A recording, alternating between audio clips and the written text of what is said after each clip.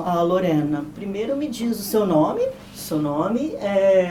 em que ano que você nasceu, a cidade que você nasceu. Lorena Maria de Paiva, nasci em 4/8/64, sou natural da cidade de João Pinheiro, noroeste de Minas. Noroeste de Minas. E depois de João Pinheiro, para onde você foi? Você viajou bastante? Eu saí de casa com 12 anos, aí eu vim para Belo Horizonte, fiquei um tempo, depois comecei a migrar, viajar para cidades para trabalhar. Naquela época eu trabalhava com prostituição na rua, não tinha site, essas coisas, né? Jornal, não tinha, a gente trabalhava na rua. Eu fiquei viajando, eu ia para São Paulo, para as grandes capitais. Eu trabalhei muito naquelas zonas de interior também, que era zona mesmo, não era igual sobe e desce que tem aqui em Belo Horizonte, era aqueles puteiros de mulher mesmo. Então, aí a gente, às vezes, os donos de casa aceitavam uma, duas travestis para ficar ali no meio, e eu sempre viajava para esses lugares. E agora você está morando aonde? Agora eu moro aqui em Belo Horizonte, tem 10 anos que eu vim embora da Europa. Eu morei quase 20, ao todo foram 28 anos, indo e voltando. Brasil, Europa? Brasil e Europa. E quando foi que você foi para a Europa? Eu fui em 89. 89, tá? A data que eu nasci. 89, aí você ficou lá há quanto tempo? 20 anos? Ao todo foram 28 anos, mais fixas, assim. Eu morei fixas em Alessandria, foi na Itália, no norte da Itália. Eu morei 11 anos fixa lá. E os outros anos eu passava viajando. Às vezes ia, voltava, ficava um tempo, voltava. Depois vinha para o Brasil, voltava. Depois tive uns problemas de saúde, tive que ficar um pouco parada. Aí interrompeu um pouco do meu ciclo de vida. Posso falar minha saúde? Pode, deve. Eu sou soro positivo há mais de 30 anos, então aí nessa parte aí foi onde, quando teve aquela epidemia, né, de HIV, aí eu fiquei muito debilitada. Aí fiquei impossibilitada, assim, de viajar, de fazer muita coisa. Fiquei tipo uns 2 anos praticamente parada, precisando bastante de ajuda dos outros, sabe? Isso foi no início da epidemia, anos Foi, 80, você foi lembra a no data? início. Foi dos anos 80 para os anos 90, mais ou menos. Eu lembro que foi em 95 que eu comecei a reerguer, melhorar assim. Depois eu comecei em 97 que eu estava bem, comecei a viajar de novo, retomar minha vida. E tinha muitas meninas nessa situação também, né? Tinha bastante. E eu perdi muita amiga também naquela época. Muita amiga mesmo. Você tem alguma que você gostaria de citar para homenagear mesmo, né? Como memória? Alguma memória de alguma que você... Tinha uma que a gente viajava muito, eu conheci ela, era do estado de Goiás, era a Rogéria. Tinha a Rogéria, tinha uma do Paraná também, que era a Renata. A gente estava muito certo. Você lembra o sobrenome delas? Não lembro o sobrenome. Naquela época a gente não tinha nome retificado, né? A gente usava só o primeiro nome mesmo. Na época eu nem usava Lorena Maria, eu usava Lorena de Oliveira. Aí depois que eu fiz a retificação, eu coloquei Lorena Maria em homenagem à minha mãe, que a minha mãe chamava Maria Luísa. Maria Luísa. Aliás, eu não te perguntei o nome de sua mãe. Fala o nome de sua mãe e do seu pai, se você quiser, se você tiver irmão também. A minha mãe se chamava Maria Luísa Vieira e meu pai é Raimundo Moreira da Silva. Lorena, você falou que a sua família é muito apoiadora, né? Quer falar um pouquinho sobre eles? Eu tive todo o apoio da minha família, tipo, principalmente nessa questão eu te falei quando eu recebi o diagnóstico. Minha mãe, meu pai, eles vieram para Belo Horizonte, ficaram comigo, acompanhando todo o processo. Aí minha mãe me levou de volta para casa um tempo, fiquei lá até eu melhorar, ela cuidando de mim. Minha família foi muito acolhedora. E até hoje são, porque não tem mais os matriarcas, que são meu pai e minha mãe, mas eu tenho sobrinhos, eu tenho um irmão só, nós somos só 2. Meu irmão, ele ficou viúvo com 31 anos, ele tinha 3 filhos. Aí praticamente eu e minha mãe que criou esses meninos. Hoje em dia são homens já, e meus sobrinhos já casaram, têm filhos. Eu tenho uma sobrinha neta de 17 anos e uma de 10. E eles cuidam de mim assim, como se eu fosse a mãe, a avó. Eu ocupei o lugar da minha mãe. Minha mãe partiu, eu ocupei o lugar dela. Toda aquela responsabilidade de ser mãe, ser vó, passou para mim. Aí todo mês de julho eles vêm, passam o mês inteiro comigo. Às vezes no Natal eles vêm também, ou eu vou para lá também. Meu irmão também, a gente dá muito certo. A gente teve muita desavença no início. Ele foi a pessoa que demorou bastante a aceitação. Já com meu pai e minha mãe foi bem tranquilo. Meu pai era meu melhor amigo. Como eu te falei, meu primeiro peito eu não tinha dinheiro para pôr. Meu pai praticamente pagou quase tudo para mim. Meu primeiro carro foi meu pai que me ajudou a comprar. Então era um companheiro, assim, era um amigo mesmo. A gente tinha muita intimidade. Eu saí da cidade por causa de... A cidade era pequena, não tinha nada para me oferecer, muito preconceito. Até hoje a cidade é preconceituosa lá. E eu fui proibida de ir na escola. A escola me aceitava se eu fosse vestida de menino. Eu já não tinha mais, não queria mais, não me via mais. Eu já estava hormonizada com hormônio, com peito grande, cabelo grande, eu estava me cuidando já. Eu já era uma menina já. Então não tinha como ficar me guardando mais. E que estava me fazendo mal. Ali acho que desde aquela época ele já começou a minha militância. O pessoal fala assim, como começa a sua militância? Eu fui a partir do momento que eu falei para minha mãe, para o meu pai e para a escola, que eu me recusei a frequentar a escola vestida de mulher. Ali começou a minha militância. Eu tinha 12 anos de idade. Começou a militância e os problemas também, que E você os falou. Problemas, que foram muitos. Eles expulsaram você? O que fizeram na escola? Eu fui expulsa da escola. Na época eu tinha 3 escolas só na minha cidade. Que era do pré-escolar, a 4ª série, da 5ª série à 8ª e 1º e 2º grau só. E eu, nessa época que eu fui expulsa, eu estava fazendo a 5ª série de grupo. Que era, não tinha nono ano, era da 5ª à 8ª série só. Eu estava na 5ª série. Fui expulsa. A diretora do colégio falou para minha mãe que tinha que levar um psicólogo. No psicólogo, não, psiquiatra. Na minha cidade nem psiquiatra tinha. Minha mãe nem sabia direito que era psiquiatra. Minha mãe era semi-analfabeta. Minha mãe era muito além do tempo dela. Uma mulher muito inteligente. Aí com o tempo ela foi estudando sozinha, procurando saber sozinha para me ajudar. Ela é uma mulher muito, muito além do tempo dela. Que bom. E aí depois disso te colocaram numa outra escola ou você ficou sem estudar? Eu fiquei sem estudar. Aí começou a trabalhar já desde cedo. Eu voltei a fazer faculdade, tem uns 4 anos que eu estou fazendo faculdade. Qual curso? Serviço social. Serviço social. Você gosta da área de serviço social? Eu gosto, porque eu já sou uma assistente social, só não tenho diploma. Eu já faço as meninas todas de sua referência.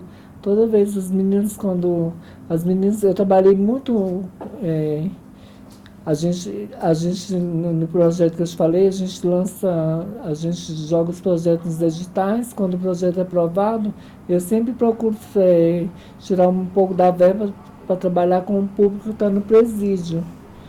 Aí eu conheci muitas dessas meninas lá no presídio. Aí quando elas saem, elas já me procuram diretamente.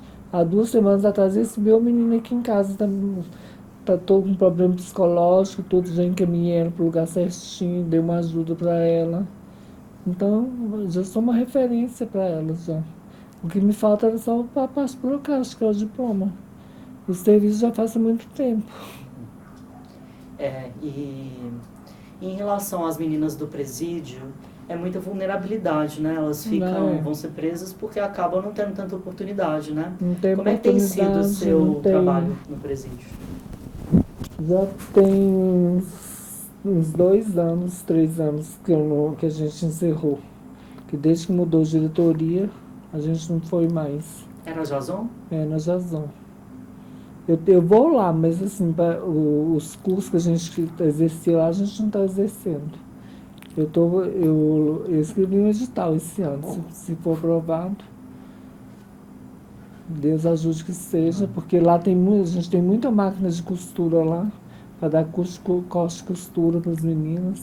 E alegra o tempo dela, porque não tem visita. Se você vai num dia de visita, você vê 4, 5 pessoas, são mais de 300 pessoas detentas lá. Se você vê 5 visitas, são mais. Bom, Lorena, então você estava falando pra gente que você nasceu em uma cidade do interior e que a sua militância ela começou na escola, né? Como é que foi esse processo? A partir do momento que eu fui proibida de frequentar a escola com vestes femininas, vestidos de menina, que era o que eu era, que eu me sentia na época, ali começou a minha militância e meus problemas também, porque eu fui expulsa da escola aos 12 anos, proibida de estudar, e me chamaram minha mãe e meu pai, mandaram minha mãe procurar psiquiatra. Minha mãe nem sabia que era psiquiatra mesmo. Eu falei, você está com problema de cabeça? Eu falei, mãe, não estou com problema, porque eu sou assim, eu sou diferente. Eu sou mulher, mas eles não aceitam que eu sou mulher. E minha mãe, eu tinha psiquiatra em Patos de Minas, que era a cidade do lado. A família do meu pai, a maioria de Patos de Minas. E da minha mãe era de João Pinheiro. Mas são cidades pertinhas. E foi lá que eu comecei, lá em Patos de Minas, que eu me descobri que eu era travesti. Porque a gente ia visitar meu tio, às vezes 1 vez, 2 vezes no mês. Aí do lado da casa do meu tio moravam umas moças muito bonitas. Aí eu fiz amizade com elas, eu criança de 10 para 11 anos. Aí uma delas perguntou de onde que eu era, ela falou assim, ai, quando eu era criança eu era igual a você. Eu falei assim, como assim igual a você? Mas eu sou menino. Ela falou assim, não, eu também era menino, mas agora eu sou menina. Aí eu falei assim, como assim? Não estou entendendo. Ela me chamou lá dentro e me mostrou o corpo. Aí eu fiquei assim, eu me descobri, e fiquei, ao mesmo tempo que eu fiquei me descobri, eu fiquei assustada. Aí comentei pro meu pai, falei assim, papai, eu vi uma mulher que o pipiu dela é igual ela, ela não tem perereca, ela tem pipiu igual eu. Meu pai falou assim, como assim, minha filha? Não tem não, mulher de pipiu não. Eu falei, tem, papai. Eu vi aquela moça bonita, morena, e ela chamava Brunet, ela era idêntica a Luísa Brunet. Ela tem pipiu igual eu. Eu falei assim, não, você tirou essas coisas que a mulher vai tirar a roupa na sua frente. Eu falei, tirou, papai. Ela passou as receitas de hormônio, eu fui me hormonizando. Com 12 anos eu estava ali, mulher de tudo já. Bem cedo, né? Então o seu pai foi um grande apoiador, sua mãe também, né? Foi. Eu nunca tive problema com família, graças a Deus. Nem com meus tios. Meu tio mais velho é vivo até hoje. Me trata super bem, me chama de filha. Foi o primeiro da família a me chamar de Lorena. Quando eu falei que queria ser chamada por Lorena, ele foi o primeiro. E ele que exigiu para toda a família me chamar de Lorena. Ele tive que impôs. Sabe, cidade pequena, né? Os mais velhos impõem e o resto da família aceita. Na festa de família, ele falou assim, a Lorena quer ser chamada de Lorena, a gente vai ser chamada dela do jeito que ela quer ser. Não vamos chamar ela daquele nome que ela não gosta, porque ela não está se sentindo bem. E ela me fez essa queixa. A partir de hoje eu conto com todos vocês que chamem ela de Lorena. Que bom. Então a sua experiência com a família foi ótima. Você se considera uma pessoa família por conta disso? Gosta de ficar perto da família? Gosto. E como é que você faz? Porque assim, a gente considera, eu não sei, eu considero que a nossa comunidade acaba sendo uma família também, que a gente acolhe muito as pessoas que precisam. Você acha que isso fez você também, de certa maneira, gostar de acolher pessoas? Foi, porque o acolhimento é a principal porta é o acolhimento, né? Quando você é uma pessoa que é bem acolhida em casa, você tem um coração aberto para acolher. Se você não é bem acolhido, você sempre fica aquela pessoa meio amarga. Você não sente vontade de acolher. Eu adoro acolher. E eu amo família. Eu tinha uma vida maravilhosa na Europa. Eu podia estar lá até hoje. Pela minha idade, não me atrapalha em nada estar lá trabalhando, ganhando dinheiro. Mas eu preferi vir embora para ficar mais perto dos meus pais, da minha mãe e dos meus sobrinhos também, que já estavam crescendo e tendo filhos, para acompanhar aquele desenvolvimento das crianças também. E sua mãe já faleceu, né? Já faleceu. E o seu pai? Meu pai faleceu também, vai fazer 1 ano agora, no mês que vem. Então você tem os seus sobrinhos, né? Eu tenho meus sobrinhos e meu irmão. E a relação com o irmão ainda tá meio ruim, né? hoje? Não, hoje em dia é legal com ele. Ele me liga, às vezes eu estou passando mal, e como eu te falei, eu tenho muito problema com silicone industrial. Aí ele sempre me liga para perguntar como que eu estou. Antigamente ele não me ligava nem nada. Hoje ele se preocupa comigo. Se tiver de vir aqui me visitar, ele vem. Mas Lorena, você falou uma hora comigo, não sei se você ainda quer falar sobre isso, você acabou de falar do silicone industrial. Eu acho que a pauta do silicone, ela deve ser muito...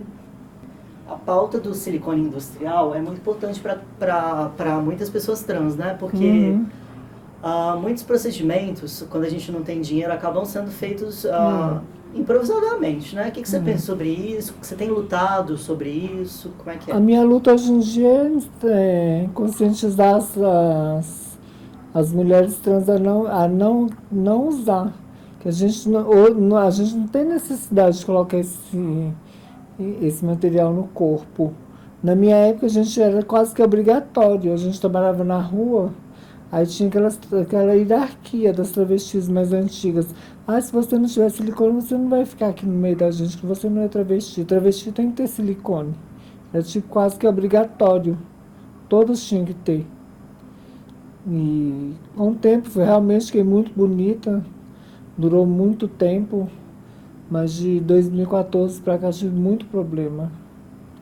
E dá para remover? No meu caso, não, porque ele já está encapsulado já no músculo. Mas eu já fiz 2 cirurgias, mas tipo cirurgias assim, obrigatórias, que deu necrose. Necrosou, aí o médico teve que tirar para não dar infecção generalizada no corpo. Mas eu sinto muita dor. Para sentar, para dormir, para dirigir. Eu não consigo dirigir em longa distância, eu tenho que parar um pouco, descansar. Às vezes, se tiver muito calor, eu incho muito, aí dói muito, procuro ficar mais deitado, de mais repouso. E não precisa, gente, não precisa. A questão é questão de estética. Hoje em dia também tem muito produto, né, que faz o mesmo efeito. Apesar que eu acho que pelo que eu vejo, tudo que é injetável em grandes proporções é perigoso. Né? A gente tem visto na mídia muitos casos perigosos, mas o principal é o silicone mesmo. E até hoje, infelizmente, a gente ainda tem uso em grande quantidade desse produto. A Cici Kelly também fala muito sobre isso, né? Ela também tem alguns... Ela sofre também, como eu já até fui visitar ela. E a Nick também teve problema com silicone. Com o tempo não adianta, o organismo expulsa. Até você ver, eu coloquei com 16 anos de idade. Eu fiquei praticamente mais de 40 anos intacta, perfeita. Eu falei assim, eu vou morrer bonita. Só que não, chega um certo ponto que o corpo cobra da gente. O organismo começa a expulsar aquilo ali para fora. Aí vem a luta da gente. Ninguém, eu não digo pelo SUS, não. O SUS até acolhe a gente bem, mas eles não sabem como mexer. O médico particular também é muito difícil. E os que tem que mexe é muito caro. Pelo SUS é difícil conseguir pelo SUS. A primeira rejeição que eu tive, mas a Nick que me ajudou. Eu já estava assim, tipo, fedendo, apodrecendo em vida, e a gente rodava de hospital, internava no hospital, e passava um pouco, mandava embora para casa, e aquela luta, passei em quase todos os hospitais. Aí fui internado no Júlio Kubitschek, aí do Júlio Kubitschek me mandaram para Eduardo Menezes, aí lá eu fiquei internei na sexta, aí na segunda-feira de manhã o médico veio e me operou, tirou toda aquela parte que estava necrosada, e eu fiquei internada mais 2 meses lá tomando antibiótico. Depois eu fiz mais 6 cirurgias reparadoras. Ou seja, é uma luta atual, né? É uma luta. E ainda assim, tem muita gente que tenta... O que eu acho triste, né? Porque as pessoas deveriam aprender com vocês que vieram antes, né? E que estão passando esses problemas. Porque há ainda uma cobrança, né, no movimento trans de quem é trans e quem não é, né? Até hoje tem isso. Você já viu? Tem. Não existe isso, gente. Eu sempre falo... Eles falam assim, o que é ser? A mulher está aqui na cabeça e no coração. O corpo é Eu nunca fui a favor dessas cobranças todas. A cabeça da gente, tanto que eu vejo as meninas falando, gente, toma seu hormônio. Fica magrinha, fica bonitinha. Pelo menos você vai envelhecer sem problema. Vai envelhecer com qualidade de vida. Que a gente tem que pensar no envelhecimento. Teve uma menina que veio perguntar para mim se eu conhecia alguém que colocava. Eu falei assim, não coloca.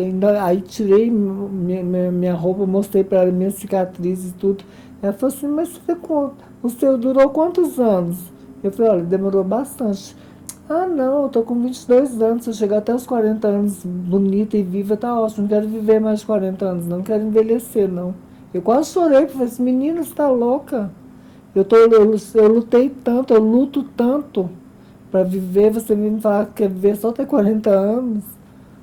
Será que é porque as pessoas trans não têm... Porque a estatística nossa de vida é muito baixa, né? 35 anos. Eu acho que a gente não se acostumou a pensar na gente mais velho, né? A gente não acostumou a pensar na gente velho. E a gente envelhece, tá aí, né? Estamos aí eu e tantos irmãos vivos, mais velhos do que eu. Além do silicone, o que você acha importante nesse processo que é o envelhecimento, né? Que não é um lugar fixo no mundo, né?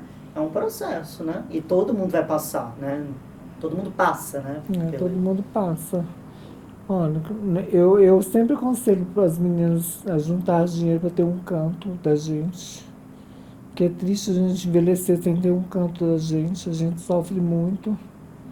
Sem ter família, que a família, se for uma família muito legal, a família cuida de você. Se você não tiver uma família legal, ninguém vai cuidar de você. Ou você tem dinheiro para se cuidar, você fica jogado aí por um lado e por outro. Eu acho que tinha que ter mais políticas públicas também para a gente ter uma casa de acolhimento voltada para o público que envelheceu, o público de pessoas trans já envelhecidas, já a partir de 60, 55, 70. Tipo essa amiga minha que eu tinha comentado com você, ela vive sozinha, ela tem baixíssima visão. E a gente vai lá quando a gente não tem como ir sempre lá cuidar dela. Mas eu vou, tem outras amigas trans que vai. A mãe de uma amiga trans que está na Europa também é super amiga dela, vai lá, cuida dela, faz comida, limpa a casa. Mas os irmãos mesmo não aparecem. Eles só mandam dinheiro para ela. E a pessoa precisa de um apoio. Imagina a pessoa envelhecer, está com quase 80 anos ali sozinha, com baixa visão, vivendo sozinha. É muito triste isso. Então a gente tinha que ter umas políticas mais voltadas para isso também. Eu não sei se a gente conseguiu gravar essa parte, mas conta pra gente do seu interesse Você falou que agora você voltou pra faculdade, você foi voltar a estudar, né? Conta pra gente como é que foi esse processo de voltar a estudar, qual o curso que você escolheu, né? E por que você acha que combina com você? Eu escolhi o serviço social porque eu já sou uma assistente social, sem diploma. Mas quando eu entrei no conselho, aí eles me incentivaram mais os conselheiros. Não, você é muito inteligente, você tem que voltar a estudar, rapidinho você consegue. Eu falei assim, mas acho que agora eu não vou conseguir não. Tem que fazer, não, você faz o EJA, rapidinho você consegue. Eu falei, será que eu vou ter cabeça? Então, não, você consegue, você pode fazer presencial, pode fazer online. Fiz um pouco online, um pouco presencial. Mas estou indo, devagarzinho estou conseguindo. É difícil, muita coisa eu esqueço. Coisa online, eu tenho que fazer, eu vou te mostrar as apostilhas. Bem grandona para me estudar. Porque tudo que é online eu tenho que encadernar tudo para me estudar em casa, para fazer provas, senão eu esqueço tudo. Bom. Mas eu gosto de desafio. E minha vida sempre foi desafiadora. A vida da gente é desafiadora. Todo dia que a gente acorda e levanta da cama, vai ser mais um dia de desafio. Não vai ser um dia fácil, né? Então, isso aí a gente tira de letra. O desafio ajuda a gente a permanecer em vida. A permanecer em vida. Assim, eu gosto. Na luta, né? E aí, Lorena, você falou a palavra Deus algumas vezes. Queria que se você tiver interesse em falar, como é que é o seu processo com a espiritualidade, se você acha, porque assim, as pessoas trans que já nos deixaram, elas de certa maneira, elas fazem parte da nossa família, né? Fazem. Porque como a gente tem a relação com a família muito ruim, a nossa família acaba sendo não a gente mesmo, né? E como é que você pensa essas pessoas? Mesmo não sendo ruim, não vou dizer assim, sendo ruim, tipo, a minha família é maravilhosa, mas a minha família é minhas amigas de torno, que estão em torno de mim, porque a minha família mora longe, então, tipo, eu vejo eles no máximo 2 vezes ao ano, e as minhas amigas que estão mais perto de mim, eu vejo sempre. Quando eu fico doente, elas estão ali, me acolhem, eu nunca fico sozinha. Então, aquela ali é família. Mesmo sendo boa, assim, a vida da gente é muito solitária, muito sozinha. Eu sempre vivi uma vida sozinha. Mesmo tendo família que me acolhesse, a minha vida foi solitária. Eu vivi muito tempo sozinha, principalmente quando eu morava fora. Era extremamente solitária a minha vida. E aqui no Brasil não é diferente. A gente não vive tão solitário porque tem as amigas. E fora do país, como é que era isso para você? Olha, lá era mais voltado para o dinheiro. A gente ia para lá, eu ficava focada mesmo em trabalhar e ajudar a minha família. Eu vim de uma família bem pobre, então meu intuito era ajudar a minha família. A primeira casa que eu construí foi para meus pais. Depois eu ajudei minha sobrinha casou, ajudei ela a sair do aluguel. Depois que eu fui comprar meu primeiro apartamento para mim. Mas graças a Deus hoje em dia eu estou mais tranquila, mais estabilizada. Ainda trabalho com prostituição ainda, mas hoje em dia eu trabalho quando eu não quero eu não trabalho. Não é aquela coisa obrigatória que eu tenho que levantar, me arrumar, ficar ali esperando o cliente me ligar. Não, se eu tiver tempo eu atendo, se eu não tiver tempo eu não atendo. Se eu estiver com vontade eu atendo ele, se não tiver eu não atendo. É mais tranquilo hoje em dia. E fora do país, durante essa época, que era anos 80 e 90, era muito comum as brasileiras irem para fora, não é? Até hoje é ainda comum, né? Tem uma imigração grande hoje. Bem grande. Imigraram um pouco de país. Na minha época a gente ia muito para Paris, para a França e para a Itália. Hoje em dia as meninas estão indo mais para Londres, né? O foco hoje em dia é o Reino Unido. Antes era mais Itália. E como é que foi? Teve dificuldades lá com polícia? Tive muito. Eu fui presa 31 vezes em 4 anos. E aí te fichavam? Toda vez. Aí eles davam uma carta pra gente, essa carta vem escrita assim. Você tem uma carta de expulsão, carta de expulsione. Você tem 5 dias para deixar o território italiano e 10 anos para não voltar. Eu tinha 31 folhas dessas. E eles nunca apareciam para te deportar? Não, porque não era reato grave, não era crime grave. Era só porque eu não tinha documento. Mas eu não cometia nada de grave, eu não aprontava, não brigava. Eu seguia a lei corretamente como se eu fosse italiana. A única diferença é que eu não tinha documento. Mas eu era uma pessoa muito tranquila. Eu não causava problema para ninguém. E aqui no Brasil já tinha acabado a ditadura, né? Porque você nasceu em 68, não foi? 64.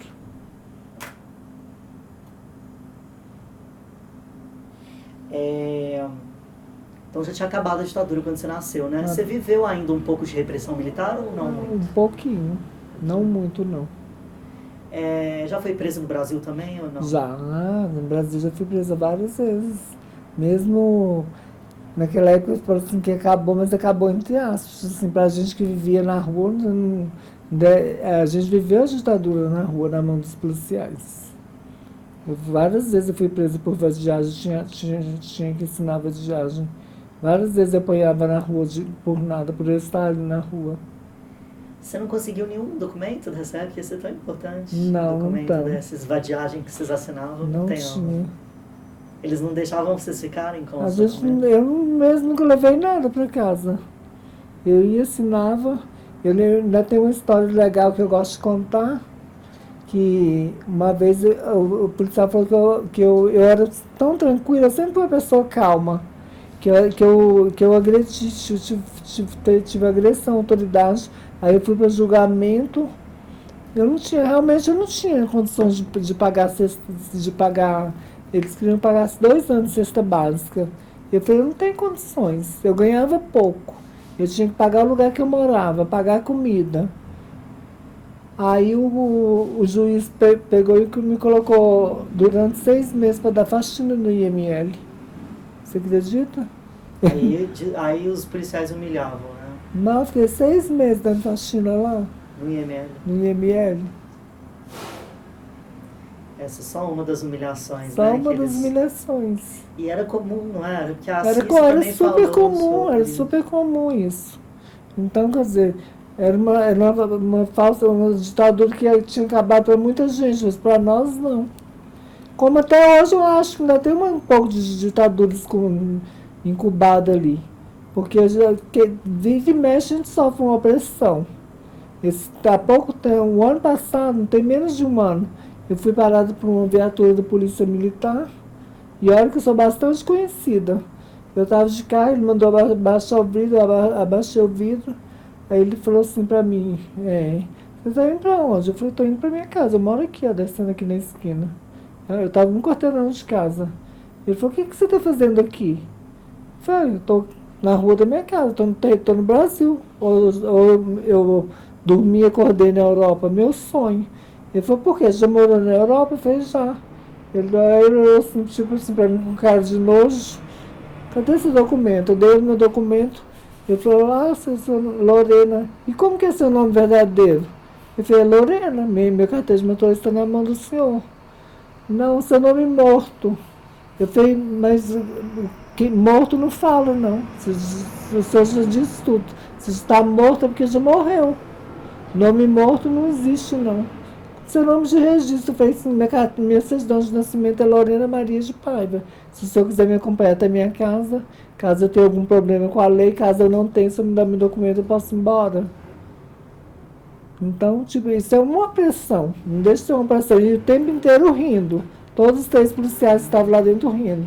Um foi dando a minha identidade, a minha carteira de motorista para o outro e rindo. Então, essas situações a gente passa até hoje. Não é que acabou. Ela só vai mudando, né? Só vai mudando. Vai ficando mais encarapuçada. Vai camuflando, mas ainda acontece até hoje. Infelizmente. E eu que sou uma pessoa já, né, instruída, eu sei dos meus direitos. Imagina que você pega esses meninos que não sabem. Tem muitos meninos que não sabem. O que eles não fazem com elas? Você acha que foi isso que fez você querer ir para a Europa, assim? Porque aqui ia ser muito mais difícil, né? E mais também na questão do dinheiro mesmo. Porque eu estava lutando muito e estava conseguindo muito pouco. E aí a primeira oportunidade que eu tive, eu fui. E não me arrependo, não. Que eu pude ajudar bastante minha família. Legal. Uma coisa que eu sempre pergunto para as pessoas que eu entrevisto é que às vezes a gente passa muito por violência, né? Mas eu gosto muito de saber quem é a pessoa também, além disso, sabe? O que você gosta de fazer no seu tempo livre? O que você gostava lá na Europa de fazer, assim, de comer, de sair? Como é que você se divertia? Lá eu me divertia bastante. Eu trabalhava, tipo assim, eu tinha uma vida bem tranquila. Eu não tinha muitos amigos porque o meu primeiro país que eu fui de origem, que eu fui morar, foi a Itália. Então os italianos não são de fazer muita amizade com a gente. Mas eu fui morar na cidade pequena, eu migrei primeiro para Milão, depois fui morar em Alessandria. Aí lá eu consegui fazer bastante amizade, então eu viajava muito com meus amigos italianos. Eu tinha muitas senhorinhas que eram amigas minhas, elas faziam festas de aniversário para mim, era muito gostoso. Eu viajava, tinha uma discoteca que eu adorava ir, que era final de semana, funcionava sexta, sábado e domingo. Aí o sábado eu sempre tirava para mim divertir. Eu gosto muito de ler, sou uma pessoa que eu gosto muito de ler livro. Direito, eu gosto muito de ler sobre direito. Direito. Uma coisa que me aguça muito o paladar é estudar, ler e estudar sobre direitos. Que eu acho que também é um jeito da gente se proteger. Saber proteger os outros, né, também. Porque, de literatura você gosta também? História, romance? Às vezes muitas meninas me perguntam as coisas e eu gosto de saber um pouco para dar um amparo ali para elas. Certo que eu encaminho elas, tem o projeto Transpasso, que eu já fui uma das fundadoras do projeto Transpasso também, na UFMG de Direitos, que é coordenado pelo professor Marco Aurélio.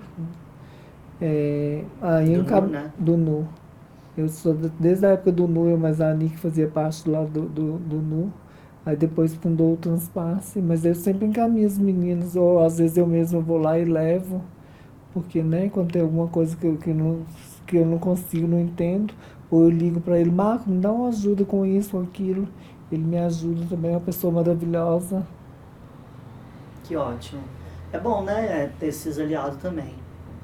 A gente tem que ter, que a gente precisa. Agora eu vou deixar você livre, assim, se você quiser falar um pouco da sua história no ativismo, quais as organizações que você já passou, tem algum outro papo que você quer contar, assim, que você acha importante ter sobre a sua memória, assim? Acho que essas duas coisas. O ativismo, aqui eu estou no Conselho Municipal dos Direitos das Mulheres, sou filiada da ANTRA. E o Transpasse, eu nunca falo, eu não saí do Transpasse, tipo assim, eu não estou lá presente, mas eu falo que eu faço parte da família do Transpasse, porque é um projeto que me acolhe muito e que eu estou sempre lá presente. Eles têm carinho por todo mundo lá, eles têm um carinho imenso por mim. E tem um coletivo Clã das Lobas, que eu te falei que é um coletivo de trabalhadoras sexuais também. O nosso intuito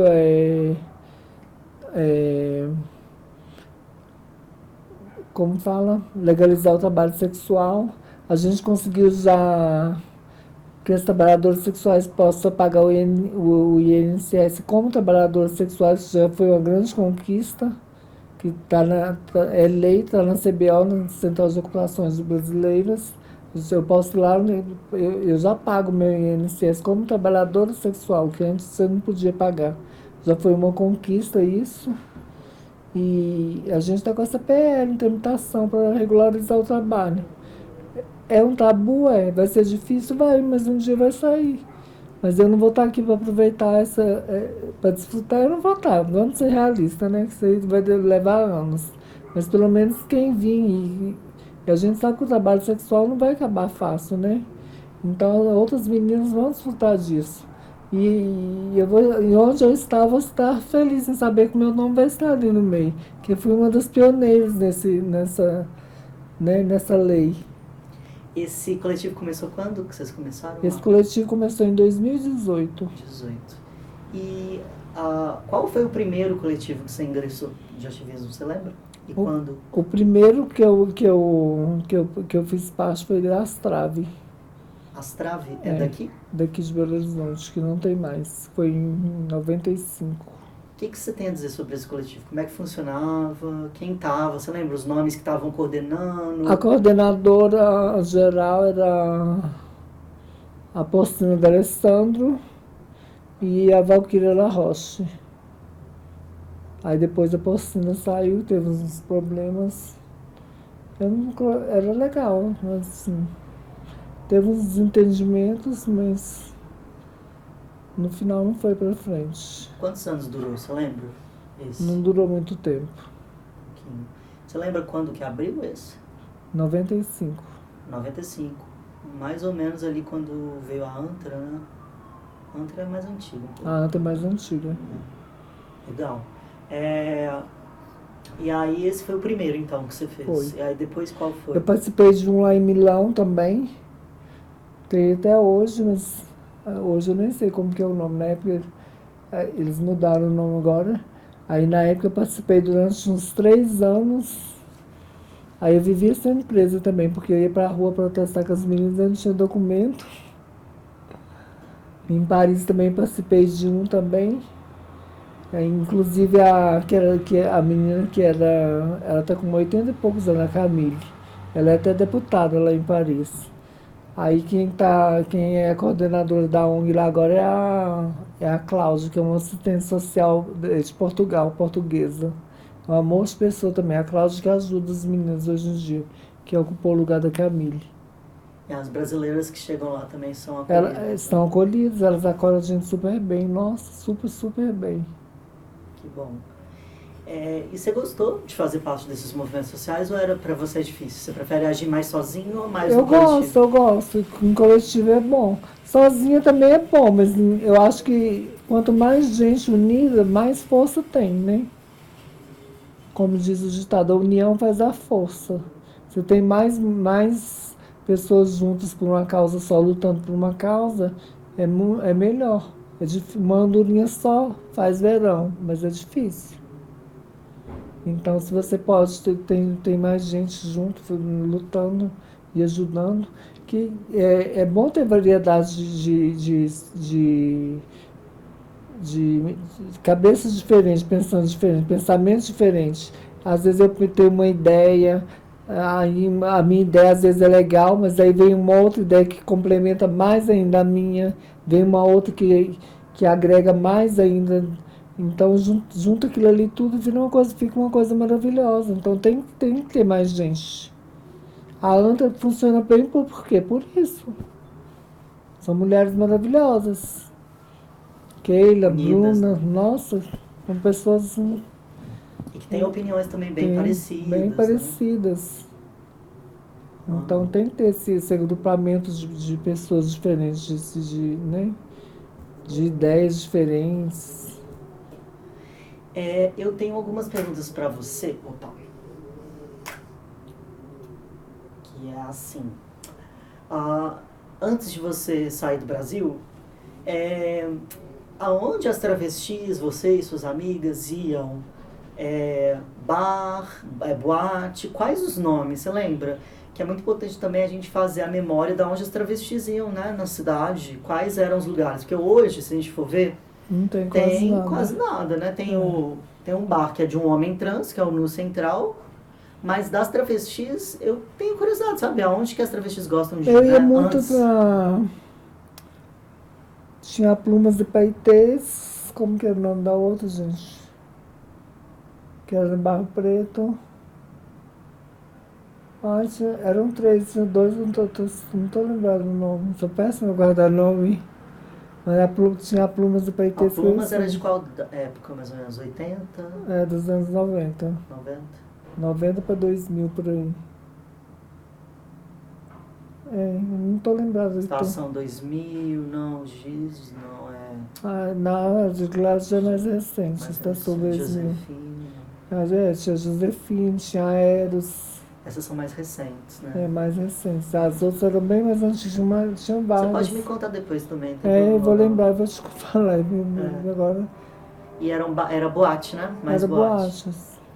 E o que tinha? Tinha transformistas? Tinha show de drag. Eu lembro que todo domingo tinha show de drag. Eu adorava show de drag, era gostoso. Você lembra de alguma tinha travesti que fazia show lá? Na época, quem fazia muito show na minha época era a Juliana de Primo. Tá viva, será? Tá viva. Ela, não sei se ela foi em Direito, ela fez faculdade, formou em Direito, ela fez cirurgia, fez a designação de sexo, fez cirurgia, acho que ela se formou em Direito, se eu não me engano. Tá viva ela. Mas é mais velha, né, também. A gente deve ter mais ou menos uns 60 ela deve ter. Legal. 50 e pouco, 60. Outra pergunta que eu sempre gosto de perguntar. Tá muito difícil pra Tinha gente... Michelle Loren também. Michelle Loren, ela era transformista? A Michelle faz show até hoje, ela. Quero ver, depois eu vou pesquisar ela. Depois, se você quiser, eu te passo o contato dela também. A Michelle Loren é uma monstrinha de pessoa. Ela trabalha, hoje em dia, ela trabalha de cuidadora de idosos. Uma pessoa bem maravilhosa também. Legal. Lorena, uma coisa que eu sempre pergunto, tá muito difícil, sempre foi muito difícil achar os homens trans, que eles se escondem, né? Na sua trajetória, por quais homens trans que você se lembra que você já passou? E o que você se lembra deles? Pode ser o primeiro nome, aonde, qualquer coisa de informação que O você primeiro ajudar. homem trans que eu conheci foi o João Nery. O João Nery eu conheci ele através da Anique. Aliás, minto, eu conheci ele em Paris, que ele foi entrevistar as meninas em Paris. Ele entrevistou várias amigas minhas em Paris, o João Nery. E eu estava lá na casa da minha amiga. Eu estava entrevistando a minha amiga, a Cherry. A Cherry é uma travesti que ela deve ter uns 86 anos, 85. Ela foi uma das primeiras a ir para Paris. É uma trans também que já foi uma das primeiras a fazer resignação de sexo. E Ela é brasileira? É brasileira. Ela tá lá até hoje, Tá. viva? Ela nunca mais voltou pro Brasil. Será que a gente consegue entrevistar ela? Pô, 90 anos. Eu né? posso tentar para você. E aí eu já conheci o João Nery lá. Depois eu fui rever ele aqui na casa do Lucas. O Lucas Ávila, que é aquele jornalista. Ele é fotógrafo e jornalista. E ele veio fazer entrevista com a Cici Kelly e com a Nick. Aí eu revi ele pela segunda vez, dessa vez. Eu tenho até umas fotos com ele. E algum mais velho, outro, você conhece? Tem um Mais que velhos. que eu conheço, mas eu não lembro o nome dele. Eu sempre vi ele, a última vez que eu vi ele estava com 49 anos, deve estar com quase 60 agora. Que ele faz tratamento lá onde eu faço, sabe? Eu conheci ele lá. Olha só, tá quase com 60? Não marrom não, né? Não lembro o nome dele. Ele é bem branquinho. Não lembro se é Davi. Eu acho que é Davi. Isso seria muito legal se a gente Eu acho que é conseguisse. Davi o nome dele, se eu não me engano. Davi. Eu posso perguntar às meninas. Tá. Lá. Vamos tentar achar depois essas pessoas. Eu sei que ele tem bem mais de 50 anos. Ele falou que tinha começado a transição com mais de 40 anos. Olha só. Ele faz tratamento aonde? Lá No Eduardo Menezes. de Menezes. Faz recente que você viu ele? Não, tem um tempo já. Tá. Bom, agora é isso. Eu não sei se você tá cansado já. O que você quer fazer? Quer falar um pouco mais da sua vida? O que você acha? Tem coisas que você ainda não falou que você acha importante? Eu queria falar sobre esse silicone industrial, Tá, gente. Porque, bora falar. né? Conscientizar bastante as meninas para não fazer mais uso desse produto horrível, né? A primeira vez que você colocou silicone foi quando? Foi aqui em BH? Tinha Conta pra 16 gente anos. mais. A primeira vez que coloquei no Rio de Janeiro. A mulher, a trans colocou em mim. Você tem uma ideia, tanto que a gente era louca na época. Ela colocou em seis travestis no mesmo dia, silicone.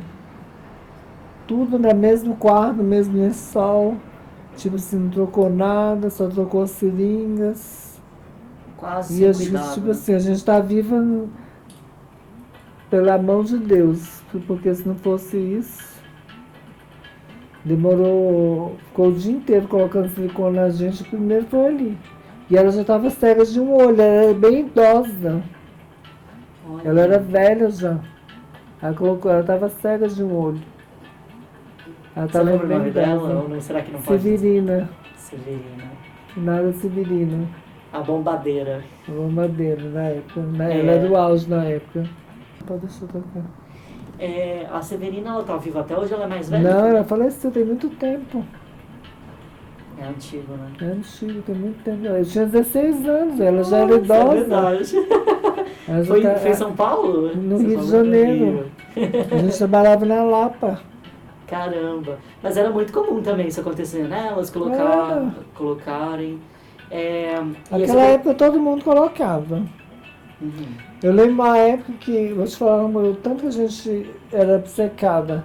Teve uma época que eu não tinha o dinheiro todo. Aí eu logo tinha que sair as TV a cores. Aí eu dei um pouco do dinheiro e a TV a cores para bombadeira para colocar 2 litros de silicone em mim. Caramba. Tanto que era louco o processo. E aí a gente tinha aquela vontade de colocar, de ficar bonita, e aquela pressão das outras em cima da gente. E aí, os procedimentos de silicone você fez todos no Brasil e já foi para a Europa com eles ou lá também tinha? Não, eu fui para a Europa com ele. Lá é muito raro. As que levavam na época era muito difícil, muito escondido, porque lá a polícia pega muito no pé mesmo. Lá sempre foi proibido. E aqui, como é que era a questão de regulação? A polícia prendia? Não dava nada não, eu vi tanta amiga que morreu do meu lado. Falou sobre isso. Quais eram essas amigas? Eu Também é tinha importante vários. lembrar. Em Ribeirão Preto, uma vez eu fui para. Nessa época eu não estava colocando. Eu cheguei lá, a dona da casa que eu fui ficar colocava. Ela tinha acabado de colocar em 2 trans. Aí uma deu rejeição imediata. Ela com medo de levar a menina para o hospital.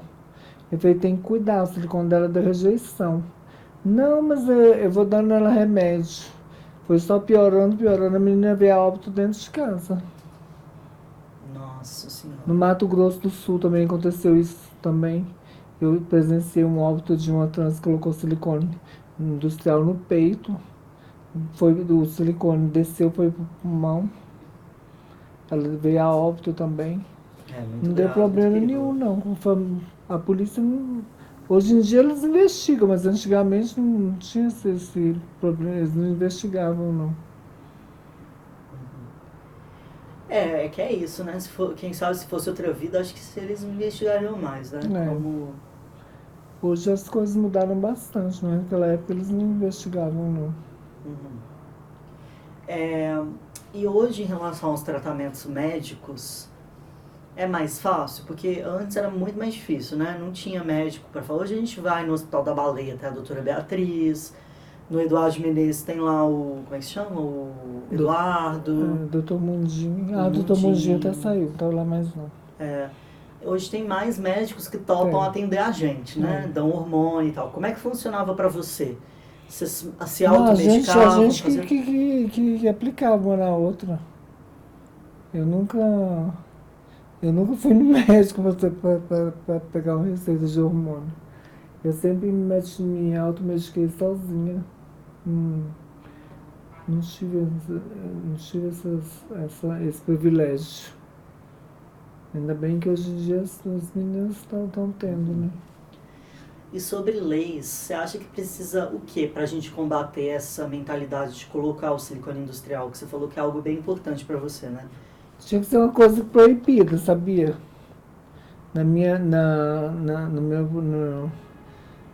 No meu ponto de vista, assim, tudo que eu já sofri, que eu sofro, devia ser extremamente proibido por lei colocar, proibido mesmo que desse prisão para as meninas esquecerem disso. Que é prejudicial, gente. Só quem sofre na pele que sabe o tanto que é prejudicial. Às vezes, contando, pode não parecer, mas é uma coisa super prejudicial. Sobre silicone, o que mais você acha que mais que daria para falar? Ou algum outro assunto? Pensando aqui. A gente tinha que focar só na casa de acolhimento para pessoas idosas trans, né? É isso. Casa de acolhimento. Uma casa de acolhimento específica. Não tem ainda, né? Não tem. Colocam a gente no meio das mulheres. Tipo, o caso da Cis, né? A Cis não se sente bem, tadinha. A gente sabe que ela não é feliz ali no meio. E se ela fosse também para os homens, ela não ia também ficar não bem. Não dá, não é estranho. Todos os dois lá, se você vê, é estranho. Você, como mulher, se identifica como mulher, vai ficar no meio dos senhores, não dá. Aí você vai ficar no meio das velhinhas, você tá lá, vai tirar a roupa lá no meio das velhinhas. Elas vão ficar assustadas, você vai ficar constrangida. É chato, tinha que ter uma coisa, por exemplo, o governo gasta tanto dinheiro à toa. Boa ideia, hein? Isso. Uma ONG, né? Governamento tem que ser governamental. Tinha que ser governamental. Que é uma coisa, né, que vai ser assistida, né, a longo prazo. Tinha que ter uma coisa, todo estado tinha que ter pelo menos uma casa para acolher essas pessoas. Quem sabe a gente não começa isso, hein? Chega a chamar a Duda Salabé, ver se ela ajuda, né, nisso. Que isso teria que ser uma lei, né? Aí a Duda cria a lei e tenta aprovar. Tenta aprovar. Tinha que reunir com a Duda a Antra, ver se a Antra pressiona a Duda, ver se a Duda Érica faz, Hilton também. A Érica. Juntar todas as potências. Até mesmo se fosse em São Paulo, uma grande, né? Que aí vai todo mundo para São Paulo. Mas mesmo assim tinha que ser uma em cada lugar, né? Tinha que ser, o certo seria uma em cada estado, pelo menos. Não custaria tanto pro governo, não, gente. Não ia custar tanto. E quais você acha que são os principais desafios? Além, porque você está lutando contra a saúde, né, que é o HIV, o silicone industrial, e o que você percebe que as outras pessoas trans mais velhas têm lutado no processo de envelhecimento? A cis, de ter que ficar com mulheres cis, né? O que mais que você acha que são os desafios? Tem muitos desafios. O preconceito é muito grande. E são vários tipos de doenças também, não são só esse. Tipo, a Nick, eu cuidei da Nick nos últimos anos de vida dela. A Nick foi o câncer. Então cada uma tem cada uma de nós tem uma bagagem diferente.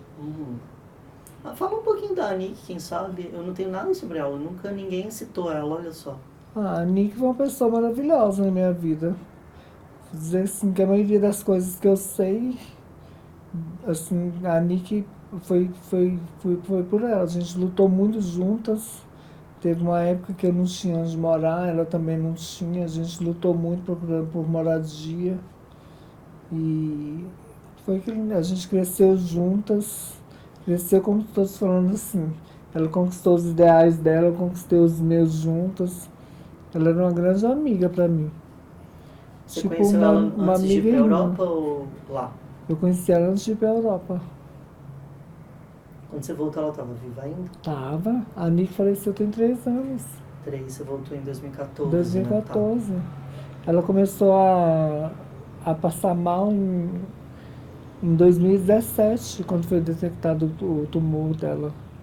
Aí desde aquela época a gente ficou naquela correria. Ela sempre me ajudou muito, eu sempre ajudei muito ela. A gente era muito, muito unida. Brigava comigo, falava que eu estava velha, que eu tinha que parar de fazer programa. Que ela foi envelhecendo, ela foi ficando um pouco conservadora. Eu nunca... Assim, meu primeiro caso de travesti que eu vi que envelheceu e ficou conservadora foi a Nick. Ela ficou conservadora. Não podia falar bobagem perto dela. Não podia falar sobre homem, sobre essas coisas que ela não gostava. Aí ela ficou muito conservadora. Mas é uma pessoa maravilhosa, assim. Eu gostava muito dela. A gente dava muito certo. Você acha que você é conservadora? Não muito. Eu? Não. Nem e os amores? Você até agora não falou dos amores, quer não? Eu tive muitos amores na minha vida. No momento eu estou sozinha, mas ainda estou na expectativa de arrumar alguém.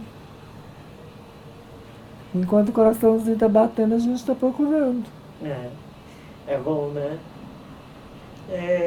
Eu acho que tem um desafio que a gente tem também, que é esse, né? Que é produzir nossas memórias. O que você pensa sobre isso, assim, de como fazer isso? Se você pudesse falar para as meninas que estão mais jovens agora, de como fazer isso, né?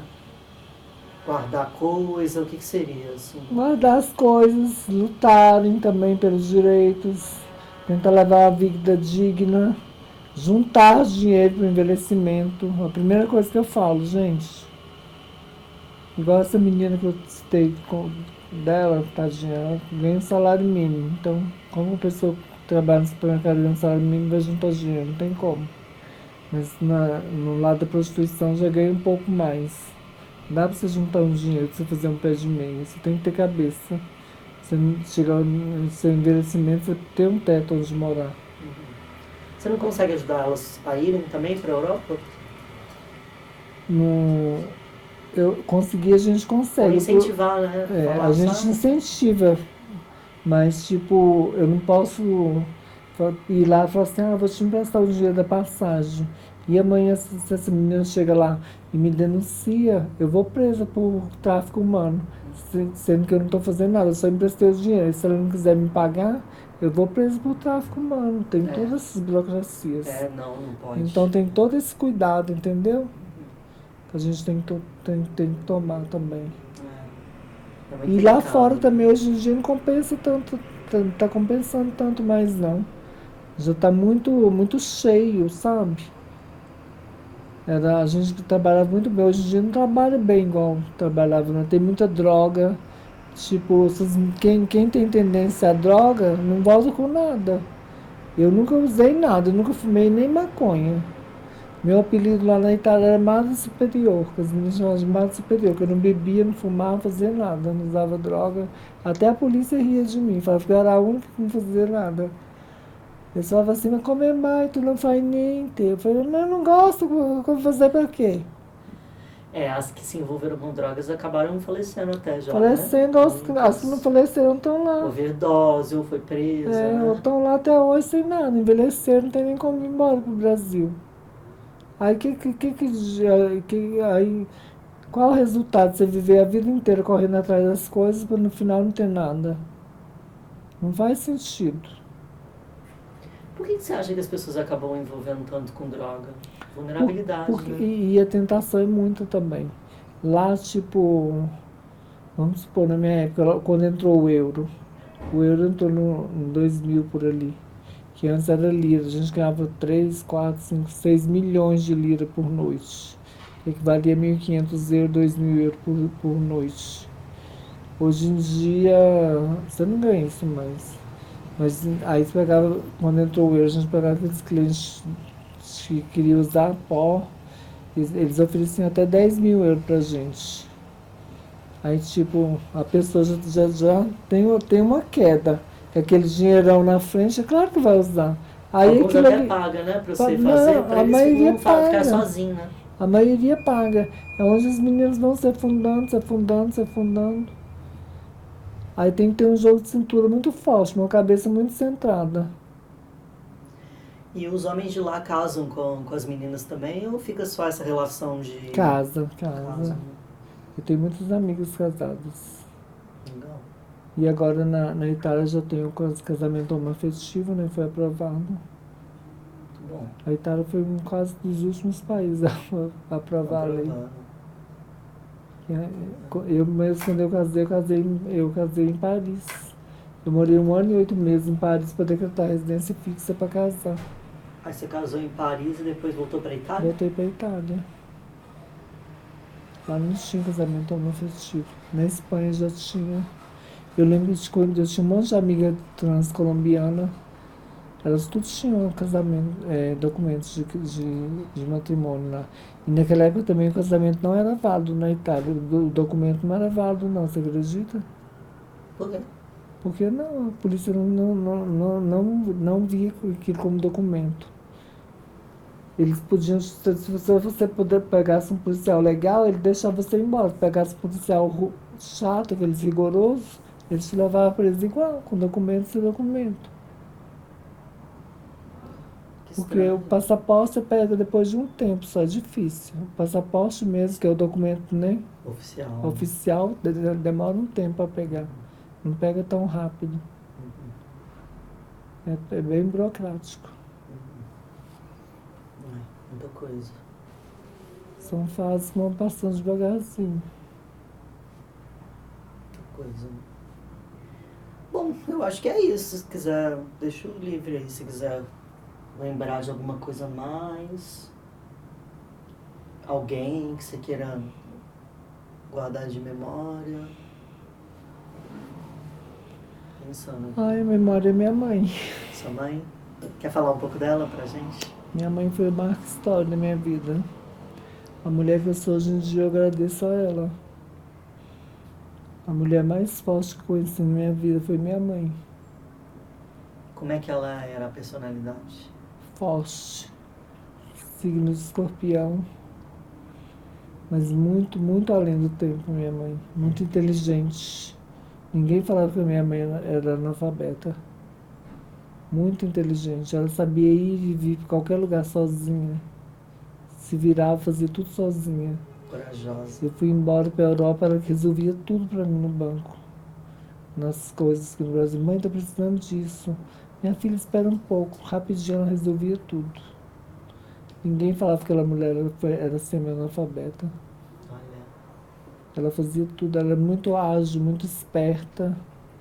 muito, muito acolhedora também. Não era só comigo, era com todas as minhas amigas.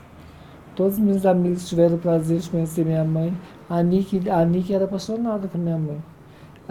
A Nick ia lá para casa, você tinha que ver. A Nick não saía de casa. A Nick gostava muito de comer. Comia, comia. E minha mãe só fazia. Ela fazia, gostava de cozinhar, sua mãe? Gostava. E minha mãe fazia aquele monte de coisa para agradar ela. E ela, vamos passear, Nick. Não, vou ficar aqui com a sua mãe. Pode ir passear, que eu não vou sair, não. Aí comia. Qual é o prato que ela fazia que você mais gostava? A minha mãe fazia muito biscoito, aquelas coisas caseiras, né? Pão de queijo assado no forno a lenha. Lá em casa tinha fogão a lenha. Então a comida tudo era fogão a lenha, né? E a Nick também cozinhava bem. A Nick tinha uma mão maravilhosa para cozinhar. Comida mineira, então. Comida mineira. Feijoada, tutu. Olha só. Então sua mãe gostava bastante de conversar com seus amigos também. Minha mãe até acolheu uma amiga minha uma vez, que ela estava com problemas de... Logo quando saiu o crack, ela viciou em crack, aí eu levei ela para casa pra gente passear e contei a história dela para minha mãe. Minha mãe falou assim, não, deixa ela aqui comigo, eu cuido dela. Eu falei, mãe, não é tão simples assim. Ela, não, minha filha, a gente dá um jeito, pra tudo tem jeito. A menina tá viva, não tá morta. Essa amiga minha ficou lá 6 meses com a minha mãe. Oh. Minha mãe cuidando dela, Ela 6 meses. Conseguiu sair do Conseguiu, crack? saiu, aí veio embora. Aí a gente voltou pra Itália. Que lindo, que história linda. Minha mãe, por isso que eu te Qual falo. o nome dela? Você pode falar? Ela tá viva ainda? Tá, é Paula Costa. Paula Costa. Ela deve ser muito grata, sua mãe, né? Então, por isso que eu te falo, não tem como você não esquecer uma mulher dessa, tá vendo? Quando eu te falo que a minha mãe era além do tempo dela, né? A maior cisaliada que você já teve, né? A maior cisaliada. Minhas amigas também.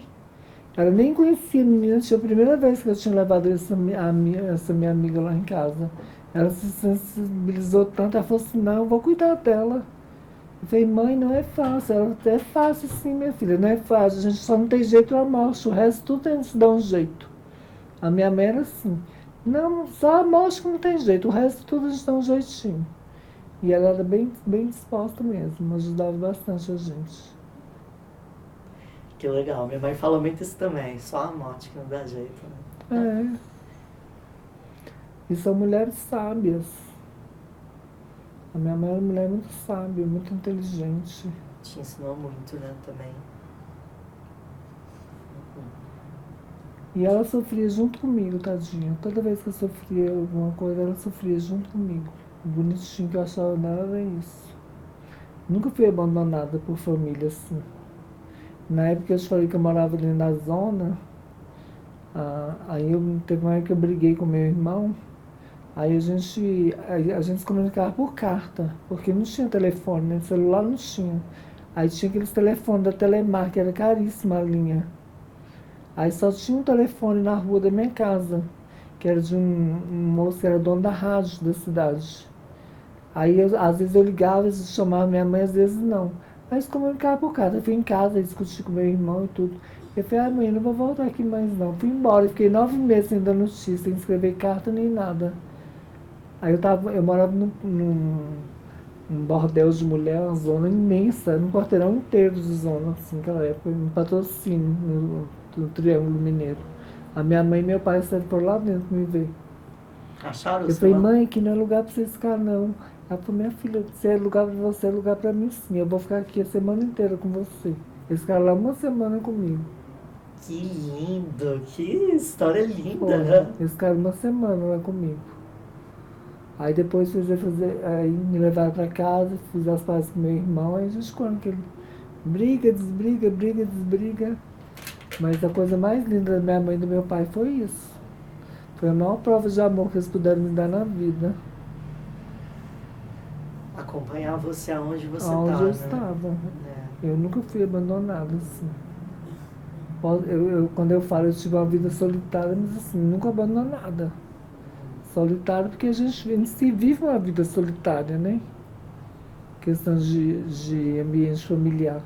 Mas a gente tem a nossa famíliazinha aqui do lado, né? Aqui no prédio mesmo eu tenho bichinhos, os pô. meus bichinhos. Companhia melhor que os bichos, né? Que eu conheço o bairro inteiro, então eu ajudo todo mundo me ajuda. Às vezes eu passo mal, eu grito socorro, o povo vem, me leva para o hospital, cuida de mim, me dá uma comida, faz uma coisa para mim, igual eu falo, estou precisando disso, eu vou lá, ajudo.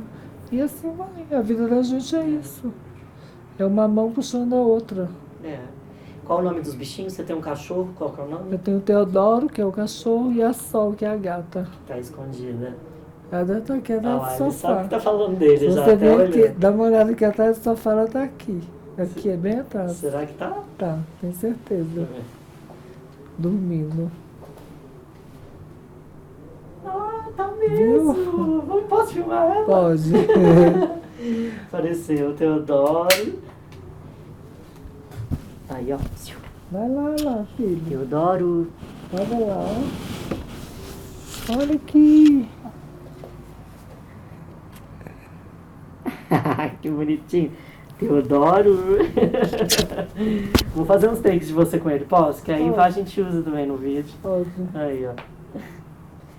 Que gracinha! E Teodoro! 4 aninhos, gente. Que gracinha! É o paixão. Você sempre teve bicho? Sempre gostei. Quando eu morava na Itália, tinha um pitbull enorme. Gato e cachorro? Que bonitinha! Essa é fêmea ou macho? Fêmea. Qual o nome dela? Sol. É a Sol. Não vou te incomodar, tá? Só um tiquinho.